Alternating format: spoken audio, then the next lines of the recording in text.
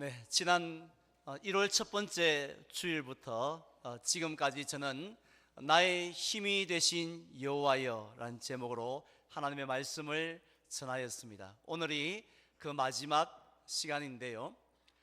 저와 여러분들이 가지고 있는 힘은 태평양 바닷물처럼 아무리 사용을 해도 줄어들지 않는다면 얼마나 좋겠습니까? 그런데 실제로는 어떻습니까? 태평양이 아니라 여기는 조그만 이 컵의 물처럼 조금만 써도 금방 바닥이 드러나고 맙니다. 이번에 감기 걸리신 분들, 내 육신의 힘이 이렇게 약하구나 이번에 느끼셨죠? 조금 전에 찬양대 이 찬송의 가사처럼 세상의 유혹과 시험이 밀려올 때에 내 힘이 이렇게 약하구나 하는 것을 늘 우리가 경험하지 않습니까? 우리는 가장 대표적인 케이스가 바로 성경에 나오는 엘리야 선지자입니다. 엘리야 선지자에게 그런 모습이 있을 줄 누가 알았겠어요? 그는 탈진하고 지쳐서 로뎀 나무 밑에 쓰러져 버렸던 그 모습을 우리는 잘 알고 있지 않습니까? 따라서 저는 이 세상에서 가장 지혜로운 사람은요, 자신의 한계를 알고 인정하는 사람이라고 생각합니다. 그래서 우리의 힘, 나의 연약한 힘이 아니라 날마다 새로운 힘을 부어주시는 하나님을 의지하고 사는 사람이 지혜로운 사람인 줄 믿습니다. 2019년 이제 벌써 두 달이 지났는데요, 남은 10달도 만만치 않지 않습니까? 하나님이 주시는 힘으로 피곤치 않는 삶, 또 곤비치 않는 삶을 살아가시기를 주님의 이름으로 축원을 드립니다. 오늘 저는 한 어머니의 충격적인 편지를 소개해 드리려고 합니다.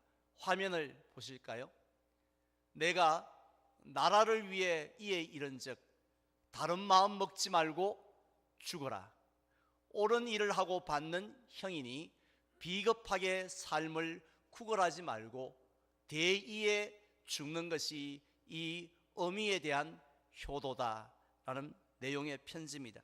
이 편지는 사형 선고를 받고 감옥에 있는 31살의 맏아들에게 보낸 어머니의 편지인데요, 일반적으로 이러한 경우에 어머니들은 어떤 편지를 적어야, 내용을 적어야 정상입니까? 아들아, 너무 보고 싶구나.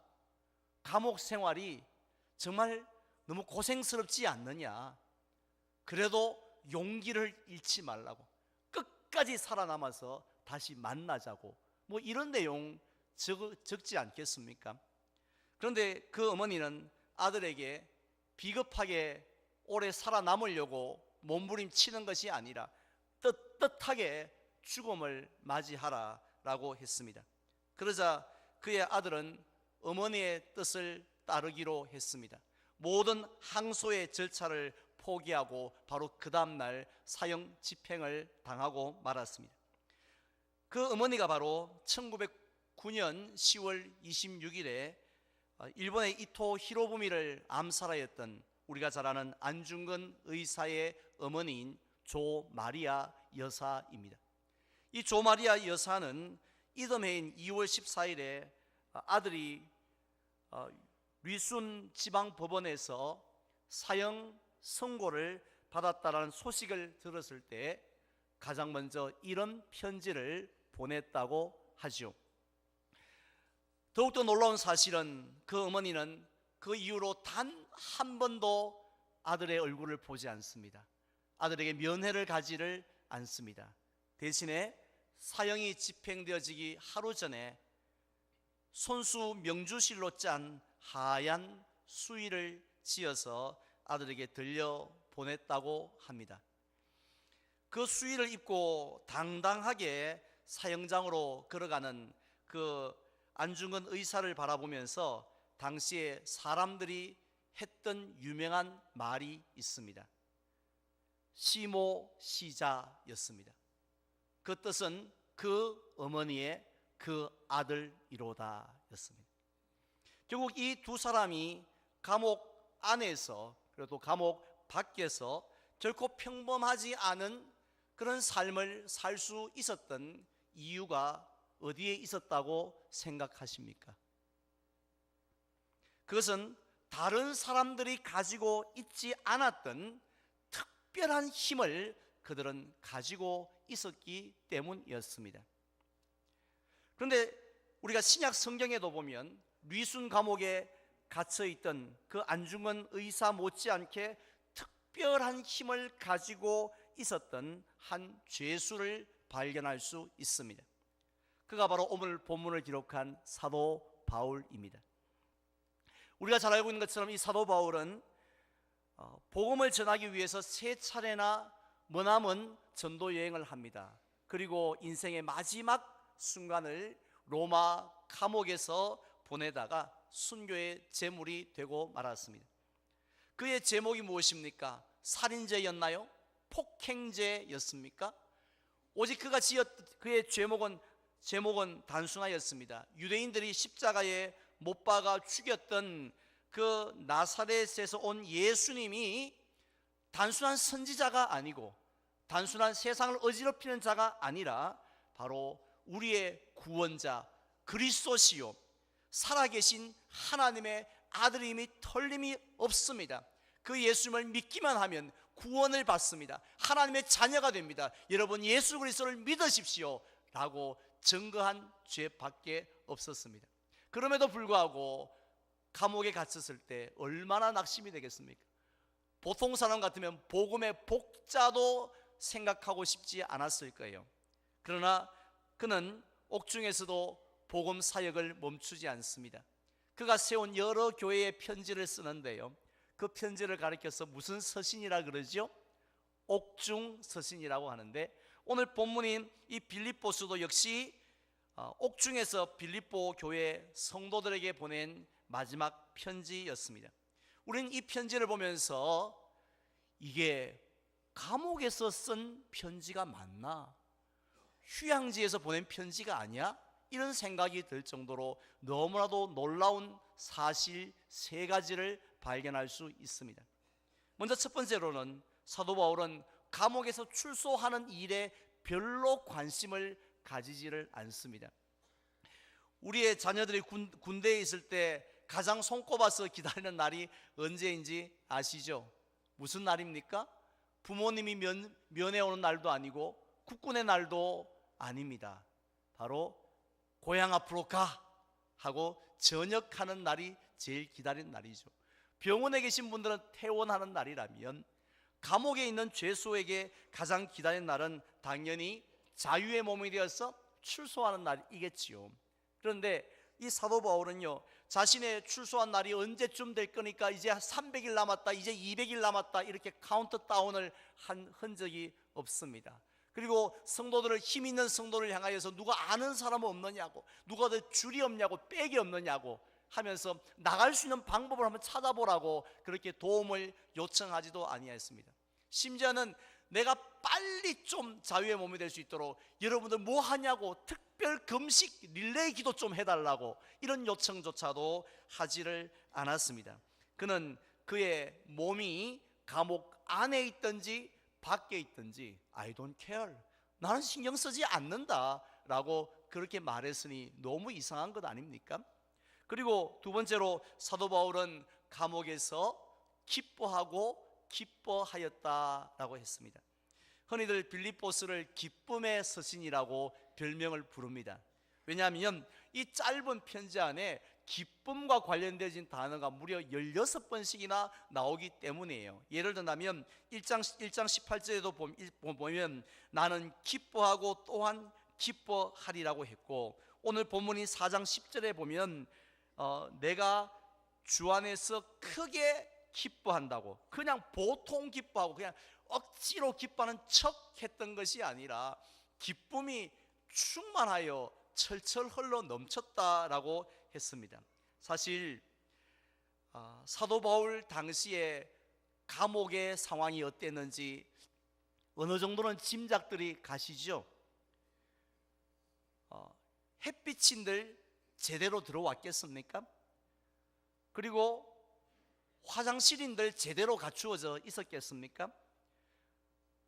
영양가 있고 맛있는 음식인들 풍족하게 죄수들에게 공급이 되었겠습니까?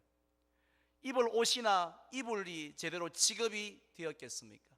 게다가 그 간수들의 괴롭힘이 얼마나 심했겠어요. 또 악취는, 그 불결함은 정말 말로 다 표현할 수 없었을 것입니다. 한마디로 지옥 같은 그 좁은 공간 안에서 언제 나갈지도 모르는 죄도 없는 사람이 갇혀서 하루하루를 버틴다는 것, 생각만 해도 끔찍하지 않습니까? 그럼에도 불구하고 사도 바울은 나는 원통하고 원통하노라고 한 것이 아니라 나는 기뻐하고 또한 기뻐하리라라는 이 고백이 상식적으로 이해가 되어지지 않는다는 것이죠. 가장 마지막으로 놀라운 것은 이 사도 바울은 죽는 것조차도 두려워하지 않았다는 것입니다. 아무리 용기가 있고요, 천하장사를 할지라도 죽음 앞에서 당당할 수 있는 사람 아무도 없습니다. 죽음을 두려워하지 않는 사람이 누가 있겠습니까?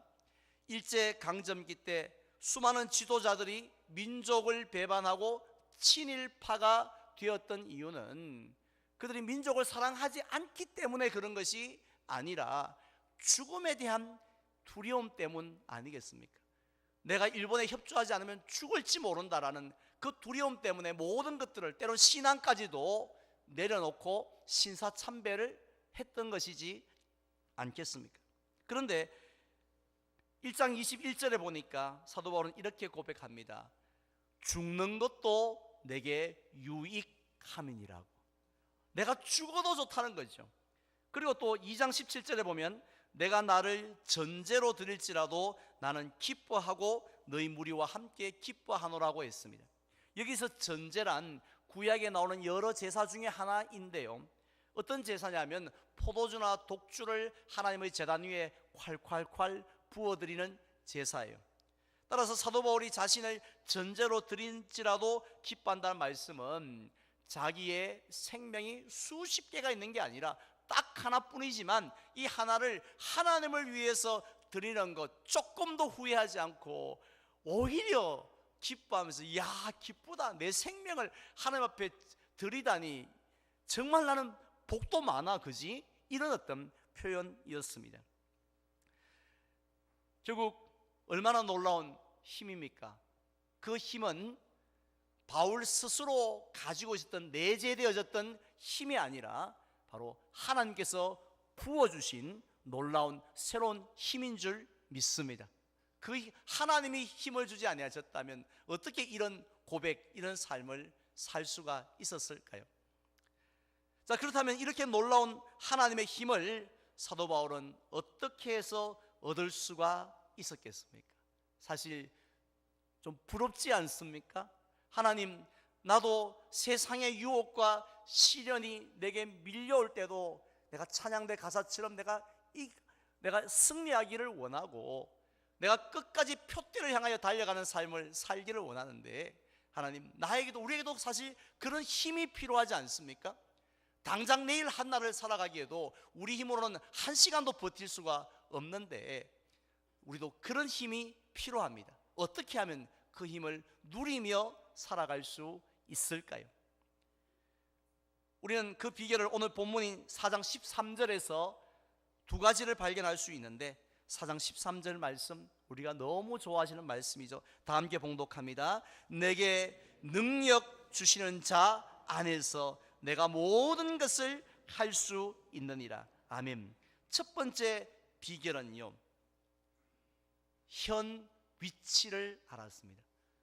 스마트폰을 켜보면요, 내가 정확하게 어느 지점에 있는지, 어느 방향을 향하여 내가 서 있는지조차도 나옵니다.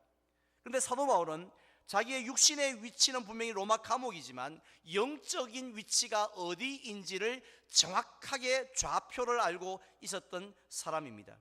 지금 사도 바울은 어디 있다고 분명히 고백합니까? 내게 능력 주시는 자, 곧 하나님 안에, in Christ, in God, 하나님 안에 있다고 고백하고 있습니다. 우리가 성경을 보면 하나님은 우리에게 두 가지 놀라운 능력을 보여주셨습니다. 하나는 창조의 능력이죠. 우리가 성경 통독을 할 때 제일 먼저 읽는 창세기 1장부터 시작해서 우리가 깜짝 놀라지 않을 수 없는 것은 하나님의 능력이, 특별히 창조의 능력을 볼 때 우리는 놀라지 않을 수 없습니다. 말씀으로 창조하셨죠. 이 광활하고 이 어마어마한 우주를 말씀으로 지으시되 불량품이 아니라 조금도 부족함이 없는 완벽한 작품으로 하나님이 만드신 그 능력을 우리가 무슨 누구의 능력과 비교할 수 있겠습니까? 그런데 이 창조의 능력과 더 비교할 수 없는 큰 능력이 하나 성경에 소개되고 있습니다. 한번 따라할까요? 부활의 능력. 부활의 능력입니다. 에베소서 1장에 보면요, 하나님께서는 우리의 죄를 대신하여 죽으신 그 예수님을 다시 사흘 만에 살리시고, 그리고 또 하나님 보좌 우편에 앉게 하셨다는 말씀이 있습니다. 그것으로 끝나는 것이 아니라 하나님 우편에 앉아서 온 세상을 다스리고 통치하시고, 그리고 세상 마지막 날에 이 땅에 오셔서 심판하게 하실 것이라는 것이죠. 이게 바로 부활의 능력이라는 것입니다. 그런데 이렇게 놀라운 능력을 가지신 하나님 주변에 살고 있다는 것만 해도 마음이 든든할 텐데, 사도 바울은 우리가 그 하나님 안에 있다는 것을 발견하였습니다. 같은 아파트 단지 안에 살아도 야, 우리 아파트에 누가 살아 하고 괜히 얼굴도 한번 본 적 없지만 누가 산다라고 괜히 마음이 뿌듯해 자부심을 가지는데, 그런데 우리는 하나님 반경 1km 근처에 사는 것이 아니라 바로 그 능력의 하나님 안에 살고 있다는 것이죠. 그리고 로마서 8장에 보면 이 세상의 그 어떤 세력도 우리 하나님 안에 있는 우리를 저리 가 하고 멀리 쫓아낼 수 없다라고 말씀하고 있습니다. 그 어떤 세력도 하나님과 우리의 관계를 끊을 수 없다라고 말씀하고 있습니다. 믿으십니까? 바로 우리가 그런 하나님 안에 있다는 것이죠. 어떨 때는 안에 있다가 어떨 때는 바깥에 외지에 거주하는 것이 아니라 우리가 예수를 믿는 그 순간부터 그 능력의 하나님 안에서 우리가 살아가고 있다는 것을 사도 바울이 깨닫게 되어진 것입니다. 그래서 남들이 볼 때는 사도 바울이 어떻게 하나, 감옥에서 얼마나 고생이 많을까 생각했지만, 사도 바울은 실제로 자신은 감옥 안에 있는 것이 아니라 하나님의 품 안에, 전능하신 하나님, 나를 사랑하시는 그 하나님 안에 내가 있다라는 그 사실을 알았기 때문에 감옥 안에서도 두려워하지 않았습니다. 원망하지 않습니다. 절망하지 않고 포기하지 않고 소망 가운데 살아갔는 줄 믿습니다. 마지막 두 번째로 이 사도 바울은 하나님의 언어를 알았습니다. 우리 성도님들은요, 자신 있게 할 수 있는 일이 몇 가지 정도 되세요? 그냥 내가 이 일만큼은 내가 완벽하게 자신 있게 할 수 있다 하는 일, 어떤 일들이 있습니까?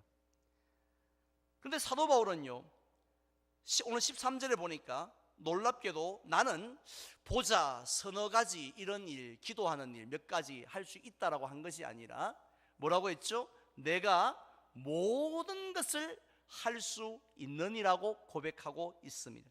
다른 말로 바꾸면 내게는 불가능한 일이 없다고, 마치 나폴레옹처럼 내게는 불가능한 일이 하나도 없다고 그렇게 고백했습니다. 우리가 볼 때 좀 심하지 않은가? 과연 그럴 수 있을까? 어떻게 이런 이야기를 감히 할 수 있을까 하는 생각이 들죠. 그런데 사도 바울이 이렇게 자신 있게 말할 수 있었던 이유는요, 바로 하나님의 언어를 알았기 때문입니다.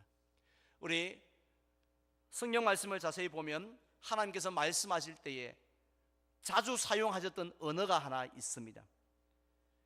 우리 집안에서도 부모님이 자주 사용하시는 그 언어를요, 자녀들도 자기도 모르게 따라하며 살아요. 저는 아주 신기한 것이, 흥미로운 것이 이 부모님이 식사기도 때 기도하시는 그 기도의 레파토리 있지 않습니까? 거기 미사여구라든지 사용하는 단어 있지 않습니까? 그것이 어느 순간인가 보면 나중에 그 자식이 결혼해서 자기 자녀 앞에서 똑같이 그 이야기를, 그 표현을 쓰는 것을 볼 수 있죠. 그게 집안의 언어가 되는 것이죠. 만복의 근원 되신 하나님 아버지, 이렇게 시작했던 집안은 자자손손 만복의 근원 되신 하나님 아버지로 가는 거지요. 구름기둥 불기둥 하면 자식들도 구름기둥 불기둥 그대로 이어진다는 거지요. 하나님과 우리의 관계도 마찬가지입니다. 하나님은 어떤 단어를 즐겨 쓰시냐 하면은 모든이라는 단어, 모든, 그리고 또 다라는 단어를 즐겨 사용하셨어요. 굳이 안 쓰셔도 되는데 쓰셨습니다. 예를 들어서 로마서 8장 28절에 보면 하나님을 사랑하는 자들에게는 합력하여 선을 이루느니라. 뭐 이래도 충분히 은혜가 되지 않습니까? 그런데 뭐라고 하셨죠? 모든 것이 합력하여 선을 이루느니라고. 즉 하나도 빠짐없이, 그런 말씀 아니겠습니까? 또 마태복음 6장 33절에 보면요, 너희는 먼저 그의 나라와 그의 의를 구하라. 그리하면 너희에게 더하시리라. 뭐 이러셔도 될 것 같은데, 너희에게, 그리하면 이 모든 것을 너희에게 더하시리라.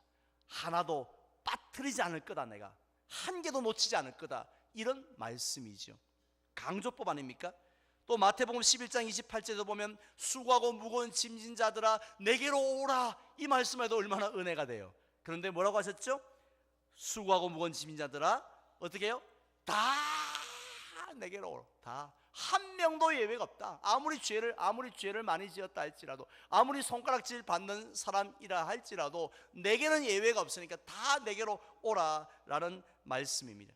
바로 이러한 하나님의 언어를 사도 바울이 배웠습니다. 오늘 본문에도 내가 배웠노라라고 말씀하고 있는데, 어느 날 갑자기 자기 입에서 툭 하고 모든이란 단어가 나온 것이 아니라 바로 하나님과 동행하면서, 경험하면서, 작은 일부터 하나님과 기도하면서 아하, 하나님은 이런 분이구나 하고 배우기 시작했다는 것이죠. 그래서 어느 날 자기도 모르는 사이에 모든이란 단어를 쓴 겁니다. 오늘 본문 11절에 그 말씀도 11절에 보면 그 내용 아닌가요? 내가 궁핍함으로 말하는 것이 아니라 어떠한 형편이든지 나는 자족하기를 배웠다라고 했습니다. 내가 아무리 힘든 상황 속에 있어도 내가 감사하며 기뻐하며 살 수 있다라는 그런 말씀 아닙니까? 그리고 그래서 13절에 보면 내가 모든 것을 할 수 있느니라고 했습니다. 심지어 죽음이 눈앞에 있다 할지라도 내가 찡그리는가 봐라, 내가 죽음이 눈앞에 왔다 할지라도 내가 인상 쓰고 열받아 하는가 봐라, 나는 여전히 기뻐하고 즐거워할 수 있다고 그렇게 고백했습니다. 어떻게 이게 가능합니까? 바로 하나님의 언어가 사도 바울의 언어가 되었고 하나님의 말씀이 그의 믿음이 되었기 때문인 줄 믿습니다. 그런데 오늘날 우리는 어떻습니까? 우리는 하나님의 자녀이지만 하나님의 언어를 배우지 못한 분들이 많습니다. 하나님은 우리를 향하여서 다 내게로 오라고, 모든 것을 다 주시겠다고 하셨지만 우리에겐 다가 없습니다. 우리의 기도 속에는, 우리의 신앙 속에는 모든 것이 없습니다. 뭐가 있나요? 일부만, 조금 몇 프로만 우리가 생각하지 모든이란 단어를 쓰지를 않습니다. 왜냐하면 하나님께서는요, 어떤 일은 너무 거창해서 하나님은 일을 안 하실 것 같고, 어떤 일은 너무 사소해서 하나님이 신경도 안 쓰실 것 같아서 우리들은 겨우 하나님은 몇 가지 일만 하신다고 생각합니다. 그러다 보니까 우리도 역시 거창한 일은 아이고 내가 못하고, 사소한 일은 그것도 못하고, 몇 가지만 겨우 할 수 있다, 주 안에서 그런 마음을 가지고 있다는 것입니다. 그렇기 때문에 우리의 삶은 늘 문제 앞에, 조그만 큰 문제 앞에서 무릎을 꿇고 적은 문제 앞에서도 흔들리는 것이 우리의 모습이라는 것이죠. 지난 주간에 저는 우리 교회 한 성모님으로부터 정확하게 32초짜리 짧은 영상 하나를 받았습니다. 보는 순간 야, 이렇게 귀한 영상이 있을 수 있을까 생각해서 그 성도님에게 양해를 좀 구했습니다. 이것을 우리 성도님들과 함께 좀 나누어도 괜찮으시겠냐고 그렇게 여쭤보니까 흔쾌히 허락을 해 주셨습니다. 그 귀한 영상, 비록 짧은 32초지만 함께 보시기를 원합니다.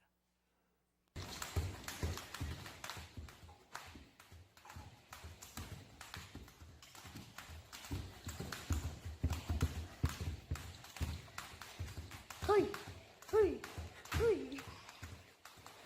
아. 100개 가나요?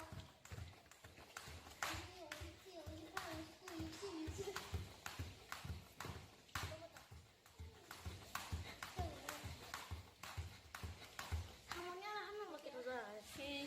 네, 감동이 되셨나요? 재미가 있으셨습니까? 32초짜리가 한 3분처럼 느껴지지 않았습니까? 정말 재미없는 영상이죠. 저기 화면에 나오는 아이는 초등학교 2학년짜리 여학생입니다. 태권도 체육관에서 줄넘기를 하고 있는데 정확하게 72번 줄넘기를 마치고 나오는 장면의 영상입니다. 그러나 그 어머니에게 있어서는 이 세상에 그 어떤 영상보다도 감격스럽고 귀하고 자랑스럽고 감사한 영상이라고 저는 믿습니다. 왜냐하면 저 영상에 나오는 아이가 불과 2년 전까지만 하더라도 줄넘기를 할 수 있을 거라고는 상상도 못했던 그런 우리의 아이였습니다. 장이 정상적으로 움직이지 않았어요. 경대 응급실에서 서울 세브란스 병원으로 이송되어졌고 40여일 동안이나 정상적인 식사를 하지 못했습니다. 그리고 평생을 배변 주머니를 달고 살아야 할지 모른다라는 그런 불안함 속에서 하루하루를 이 모녀가 보냈습니다. 그들이 그 힘든 시간 속에서도 너무 놀라운 모습으로 견뎌냅니다. 마지못해서 죽지 못해서 그냥 병원 생활하고 있는 것이 아니라 도대체 저 모녀에겐 무슨 힘이 있어서 저럴 수 있을까 했던 가정이었습니다. 그 아이가 이제 2년 만에 72개의 줄넘기를 했습니다. 그들이 가지고 있었던 힘이 어디에서 왔을까요? 사도 바울이 말씀했던 것처럼 내가 어디에 있는지를 알았기 때문이었습니다. 그들은 하나님 주변에서 빙빙 돌아다녔던 것이 아니라 그 전능하신 하나님, 그 사랑의 하나님 안에, 품 안에 우리가 있다 하는 사실을 확신했는 줄 믿습니다. 그리고 또 모든 이란 단어, 하나님이 다른 병은 몰라도 이 병은 안 돼요가 아니라 이 병까지도, 다른 상황은 몰라도 절대로 이런 상황에서 희망이 없어요가 아니라 이런 상황까지도 하나님이 책임져 주실 줄 믿습니다 하는 하나님의 언어를 사용했기 때문이라고 믿습니다. 이제 저는 말씀을 맺으려고 합니다. 우리 주변을 둘러보면 평범한 사람의 힘이 아니라 놀라운 하나님의 힘으로 살아가는 사람들을 만날 수가 있습니다. 서론에서 소개했던 안중근 의사와 그의 어머니가 그러한 사람이었죠.